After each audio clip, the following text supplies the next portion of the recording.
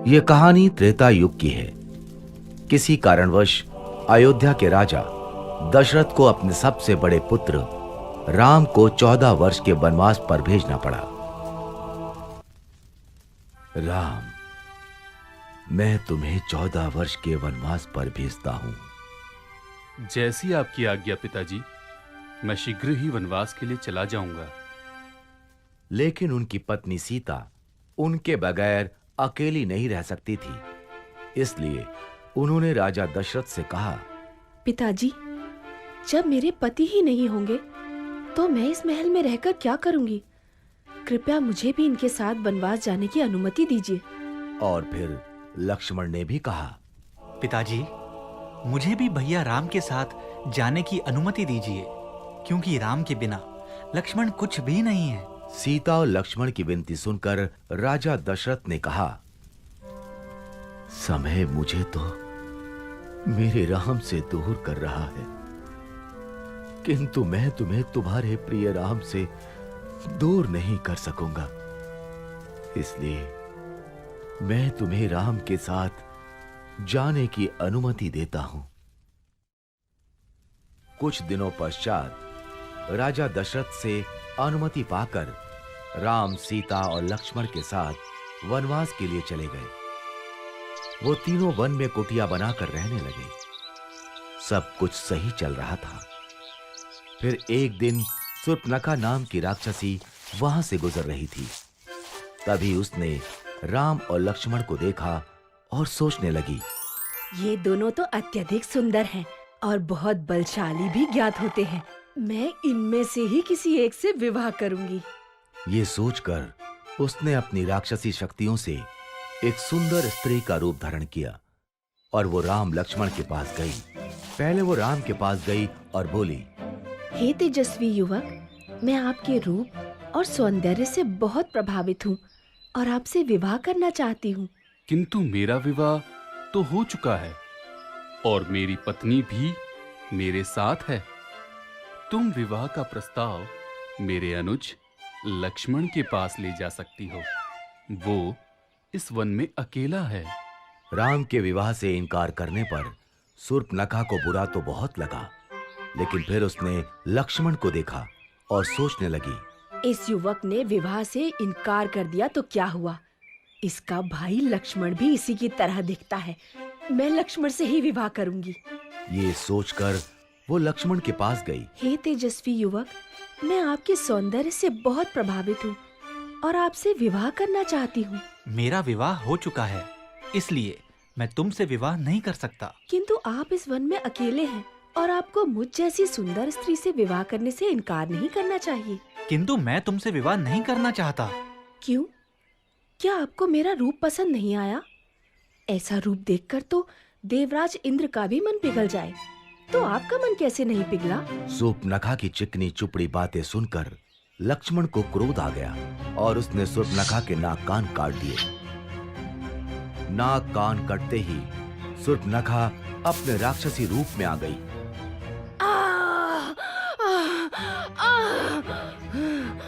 राम लक्ष्मण ने उसका ये राक्षसी रूप देखा तो वो हैरान रह गए। भैया, ये तो एक राक्षसी है। मैं अभी इसका वध कर देता हूँ। नहीं लक्ष्मण, इसे जाने दो। शूर्पणखा रोती हुई वहां से चली गई और सीधे अपने भाई लंका के राजा रावण के पास पहुंची। उस समय रावण अपने मंत्रीगण के साथ राज दरबार में बैठा था। भैया रावण, भैया रावण, देखिए आपकी बहन शूर्पणखा के साथ क्या हुआ। शूर्पणखा, तुम्हारा यह हाल किसने किया? तुम मुझे उसका नाम बताओ, मैं अभी उसका वध कर देता हूँ। भैया, वन में दो भाई राम और लक्ष्मण रहते हैं। उन्हीं में से एक ने मेरे कान और नाक काटे हैं। तुम यहीं रुको, मैं अभी उसका सिर धड़ से अलग करके लाता हूँ। नहीं भैया, उन्होंने एक स्त्री का अपमान किया है, इसीलिए इसका प्रतिशोध भी आपको ऐसे ही लेना होगा। क्या मतलब? मतलब ये कि उन दोनों भाइयों के साथ एक अत्यंत सुंदर स्त्री भी है। आप उसका हरण कर लीजिए। सीता का हरण होने से राम वैसे ही मर जाएगा। रावण ने शूर्पणखा की बात मान ली वो एक मायावी राक्षस मारीच के पास गया और बोला, मारीच, मुझे तुम्हारी आवश्यकता है। आज्ञा कीजिए लंकेश। मैं राम की पत्नी सीता का हरण करना चाहता हूँ। इसमें मुझे तुम्हारी सहायता चाहिए। किंतु मैंने सुना है राम बहुत वीर है। अगर उन्हें ज्ञात हुआ कि मैंने उनकी पत्नी को हरने में आपकी सहायता की है तो वो मेरा वध कर देंगे। और अगर तुमने मेरी सहायता करने से मना किया तो मैं अभी यहीं तुम्हारा वध कर दूंगा। मारीच समझ गया कि उसके पास अब कोई मार्ग शेष नहीं बचा है और उसे रावण की सहायता करनी ही पड़ेगी। वो दोनों वन पहुंचे। वहां रावण की तरकीब के अनुसार मारीच ने एक सोने के हिरण का रूप बनाया और वो राम की कुटिया के आसपास टहलने लगा। जल्द ही सीता की नजर उस पर पड़ी। स्वामी, मुझे वो सोने का हिरण चाहिए। ठीक है, मैं अभी उसे तुम्हारे लिए लेकर आता हूँ। ये कहकर राम अपने धनुष बाण के साथ उस हिरण की तरफ चल दिए। भागते भागते बहुत देर हो गई, लेकिन वो हिरण राम के हाथ नहीं आ रहा था। आखिरकार राम ने धनुष पर बाण चढ़ाया और हिरण की तरफ छोड़ दिया। बाण हिरण को जा लगा। बाण लगते ही मारीच अपने असली रूप में आ गया और आवाज बदलकर राम की आवाज में कराहता हुआ चीखने लगा, सीते, लक्ष्मण! लक्ष्मण, लगता है तुम्हारे भैया किसी संकट में हैं। तुम जल्दी जाओ। लक्ष्मण जानते थे कि ये राक्षसों की चाल है, लेकिन वो सीता को मना नहीं कर सकते थे।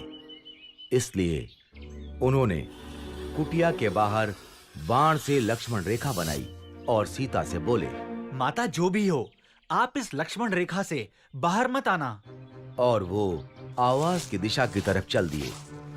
लक्ष्मण के जाते ही रावण वहां आया और तपस्वी का रूप धारण कर सीता की कुटिया पर पहुंचा।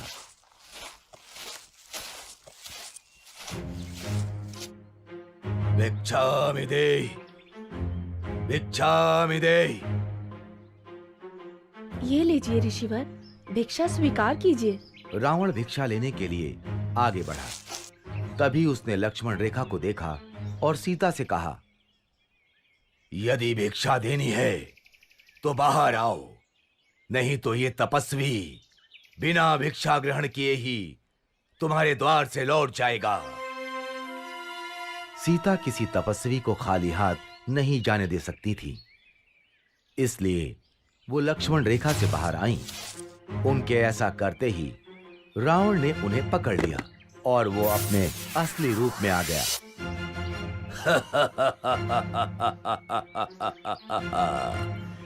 मैं कोई तपस्वी नहीं, मैं लंका का राजा रावण हूं। और रावण सीता का हरण कर उन्हें लंका ले गया। जब राम और लक्ष्मण को सीता के हरण का पता चला तो उन्होंने सीता की खोज आरंभ कर दी। खोज करते करते उनकी मित्रता हनुमान, सुग्रीव, जामवंत और विभीषण जैसे महान और वीर योद्धाओं से हुई। और जब उन्हें यह ज्ञात हुआ कि रावण सीता का हरण कर उन्हें लंका ले गया है, तो उन्होंने वानर सेना के साथ लंका पर चढ़ाई कर दी। पहले राम ने कुंभकर्ण को मारा, फिर लक्ष्मण ने मेघनाद का भी वध कर दिया और अंत में रावण और राम का युद्ध आरंभ हुआ। रावण बहुत मायावी था। वो अपनी मायावी शक्तियों से युद्ध कर रहा था।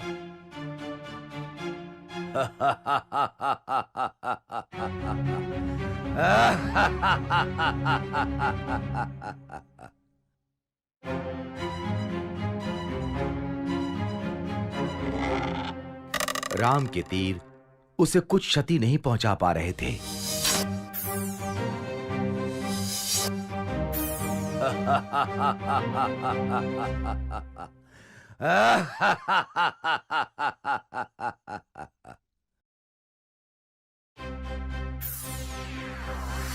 यहां तक कि राम ने रावण का सिर भी धड़ से अलग कर दिया, किंतु ऐसा करते ही अगले ही क्षण उसका एक नया सिर आ जाता था।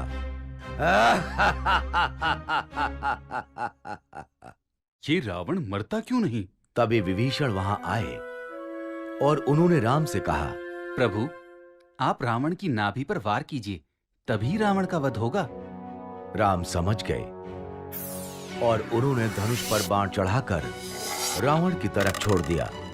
बाण रावण की नाभि पर जा लगा और रावण कराहते हुए धरती पर जा गिरा।